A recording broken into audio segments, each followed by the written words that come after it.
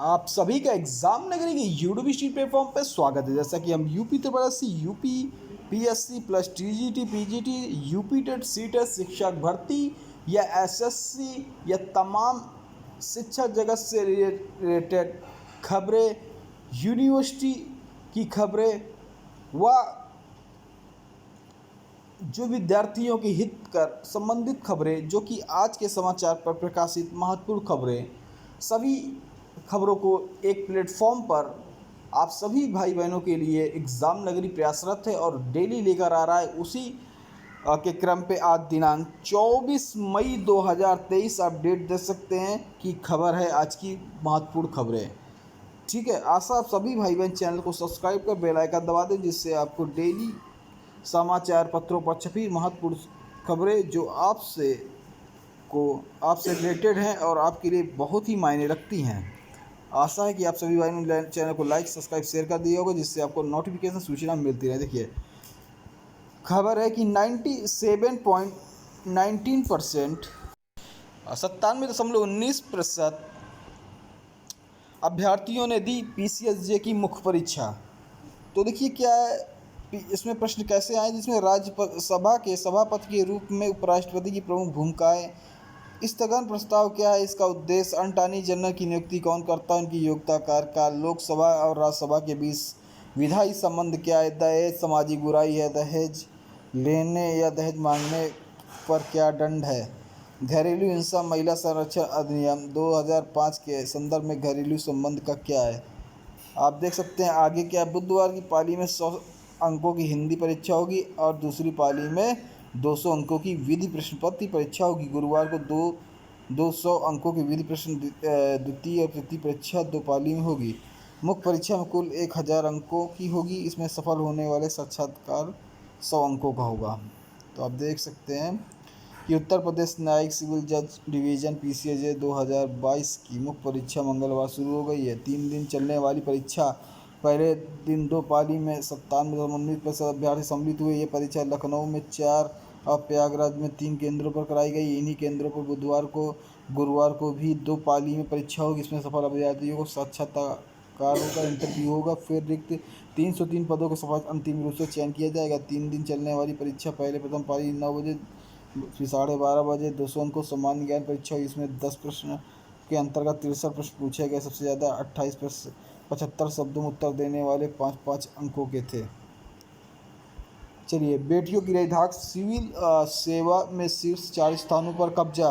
बिहार की गरिमा दूसरे, तेलंगाना की उमा तीसरे, प्रयागराज की स्मृति किशोर प्रयागराज की स्मृति चौथे स्थान पर। ग्रेटर नोएडा की स्थिता किशोर देश भर में अव्वल हैं। शीर्ष 25 में 11 पुरुष और 14 महिलाएं। 180 आईएएस, 200 आईपीएस अफसर। चलिए अगली खबर देखते क्या है। CHSL 22 में 4522 पदों पर भर्ती। कर्मचारी चयन आयोग ने CHS 2022 की रिक्तियों का ब्यौरा जारी कर दिया है। इसके तहत केंद्र सरकार के विभिन्न मंत्रालयों, विभागों और कार्यालयों में 4522 पदों पर भर्ती की जाएगी। इनमें से अनारक्षित वर्ग की 1950, अनुसूचित जाति की 656 और अनुसूचित जनजाति 301, OBC की 1098 और EWS की 570 सीटें हैं। मिलिट्री इंजीनियर सर्विसेज में लोअर डिवीजन का जूनियर सेक्रेटरी असिस्टेंट के सर्वाधिक 1880 पद हैं। इनमें से अनारक्षित 764, SSC 276, ST 132, OBC 506 और EWS 202 सीटें हैं। Controller general of defence accounts में इसमें अकाउंट्स के 429 पदों पर चयन होना है। बॉर्डर रोड ऑर्गेनाइजेशन BRO में 198 रक्षा मंत्रालय के अधीन कैंटीन स्टोर डिपार्टमेंट की 185 पद है। देखिए, बदला पेपर पैटर्न, लेकिन छोटे सवालों ने उलझाया।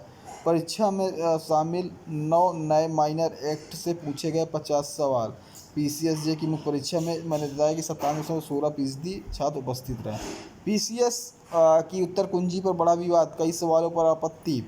तो अभ्यर्थियों ने प्रश्न पत्र तैयार करने वाले पैनल पर उठा सवाल। अभ्यर्थियों की ओर से C सीरीज की उत्तर कुंजी पर इन प्रश्नों पर दर्ज कराई आपत्ति, जिसमें उत्तर प्रदेश संदर्भ निम्नलिखित तत्वों पर विचार करना। राज्य के कुल भौगोलिक क्षेत्र का लगभग 12.8% वन है और जौनपुर, गाजीपुर, बलिया जिले में कोई वन भूमि नहीं है। कूट वाले सवाल हैं। ठीक है। तो ऐसे देखिए प्रश्न संख्या 85 मानव विकास रिपोर्ट 21-22 संदर्भ में ये दिया गया है। फिर आप देख रहे हैं प्रश्न संख्या 108 में निम्नलिखित में से कौन सा संगठन दिल्ली के वायसराय लॉर्ड हार्डिंग पर बम फेंकने के लिए उत्तरदायी था। तो आप इसमें देख सकते हैं आयोग। और प्रश्न संख्या 112 खरीदार कौन था। अगर 116 देखें तो इसमें लिखा केंद्रीय बजट 23-24 से प्रश्न आया था। और 150 में देखे 150 प्रश्न संख्या देखें तो इनमें से एक में से 1857 विद्रोह का आरंभ।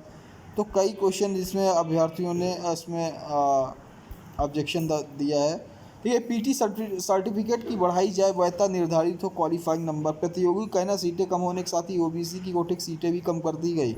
उत्तर प्रदेश अधीनस्थ सेवा चयन आयोग के तहत वाली परीक्षा प्रारंभिक अर्हता परीक्षा पीटी के सर्टिफिकेट वैधता बढ़ाई जाए, साथ ही क्वालिफाइंग नंबर भी निर्धारित किया जाए। हर साल लगभग 35 लाख बच्चे पीटी की परीक्षा देते हैं, जिसके चलते पूरे प्रदेश में अफरा तफरी का माहौल रहता है। गोविंदपुर स्थित प्रताप लॉज में अमर उजाला संवाद कार्यक्रम में यूथ अड्डा प्रतियोगी परीक्षा की तैयारी कर रहे छात्रों ने कहा कि पेट की परीक्षा के द्वारा सरकार केवल भीड़ बढ़ा रही है। अगर सरकार को व्यवस्थित कर दे तो भीड़ कम हो सकती है। आयोग को पीटी परीक्षा के लिए वैधता को बढ़ाते हुए कट ऑफ निर्धारित कर देना चाहिए, जिससे अगले वर्ष होने वाले पीटी की परीक्षा में इतनी भीड़ ना हो सके। कहा कि परीक्षा केंद्र दूर बना देते हैं महिला परीक्षार्थियों को, साथ ही अभिभावकों को परेशानी होना पड़ता है। अभी पीटी सर्टिफिकेट की वैधता मात्र 1 साल होने से हर साल वही छात्र परीक्षा दे रहे हैं। हर साल पीटी की परीक्षा के लगभग 5 लाख छात्र बढ़ रहे हैं। बताया कि अधीनस्थ सेवा चयन आयोग के तहत वीडियो को फॉर्म आए, जिसको लेकर प्रतियोगी का कहना है कि सीटें कम होने के साथ ही ओबीसी कोटे की सीटें भी कम कर दी गई। टीजीटी परीक्षा तैयारी करने वाले छात्रों का कहना है ना वैकेंसी आ रही है, ना ही परीक्षा कैलेंडर जारी हो रहा है।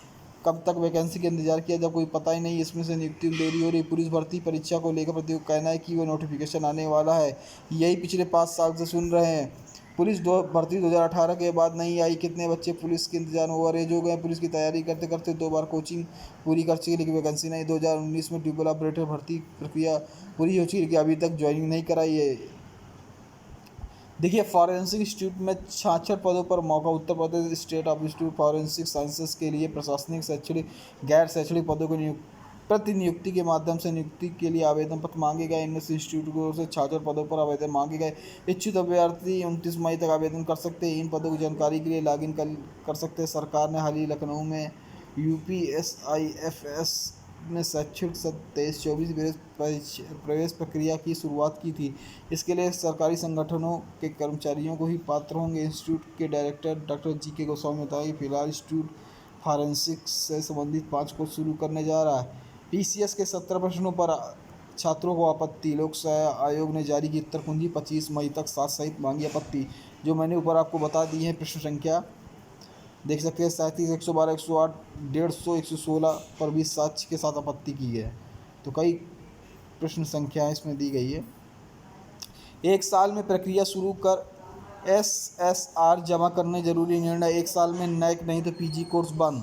तो देखिए क्या विश्वविद्यालय कैंपस में शिक्षा विभाग के डॉक्टर राकेश शर्मा ने फिर से ज्वाइन करा दिया गया। डॉक्टर शर्मा ने विभाग के एसोसिएट प्रोफेसर पद पर नियुक्ति हुई थी, लेकिन 3 माह पर 2021 कुलपति उनकी नियुक्ति न्यूनतम अर्हता पूरी करने का हवाला देकर समाप्त कर दी थी। देखिए और कई फैसले जैसे अन्य फैसले, जिसमें 64 छात्रों को पीएचडी की उपाधि एवं कॉलेज मोदीनगर में बीलिप एमली कोर्स बंद हो गया। इंद्रप्रस्थ इंस्टीट्यूट में बीएससी होम साइंस कोर्स बंद है। केएन मोदी कॉलेज में बीएससी बायोटेक की सीटें 120 से 60 कर दी गई। तो आप देख सकते हैं कि ये 1 साल से राष्ट्रीय मूल्यांकन प्रत्यायन परिषद नैक प्रक्रिया शुरू। सिर्फ स्टडी रिपोर्ट के एसएसआर जमा नहीं करने वाले कॉलेजों को पीजी कोर्स नहीं चलेगा। विश्वविद्यालय कॉलेजों को अगले सत्र में पीजी स्तर पाठ्यक्रमों को समर्थता नहीं देने की हरी झंडी दी है। जो कॉलेज इस सत्र में एसएसआर जमा करने में विफल होंगे, उन्हें अगले सत्र पीजी कोर्स नहीं चलाए जाएंगे। कुलपति प्रोफेसर संगीता शुक्ला की अध्यक्षता में हुई इसी बैठक में विश्वविद्यालय ने निर्णय लिया कि विश्वविद्यालय 35 कॉलेज को विभिन्न कोर्स समर्थता पर देने पर मोहर लगा दी है। फार्मेसी में शिक्षकों के पद सृजित हैं। चलिए एसडीएम प्रतीक्षा अब बनी आईएएस अफसर। 3 बार हुआ पीसीएस में हासिल की सफलता। मूल रूप से हनुमानगंज इलाके के रहने वाली प्रयागराज, धनौचा, मलखानपुर, हनुमानगंज की प्रतीक्षा सिंह ने संघ लोक सेवा आयोग की परीक्षा 2022 में अपने तीसरे प्रयास में 92वीं रैंक हासिल कर वर्तमान में शामली में एसडीएम के पद पर तैनात। प्रतियोगिता पिता प्रेम बहादुर दिल्ली के सरकारी स्कूल में शिक्षक है और मां नीलम नीरज सिंह गैरणी। प्रतीक्षा ने 10वीं-12वीं की पढ़ाई केंद्रीय विद्यालय number 1 air force station Hindon Ghaziabad से की है।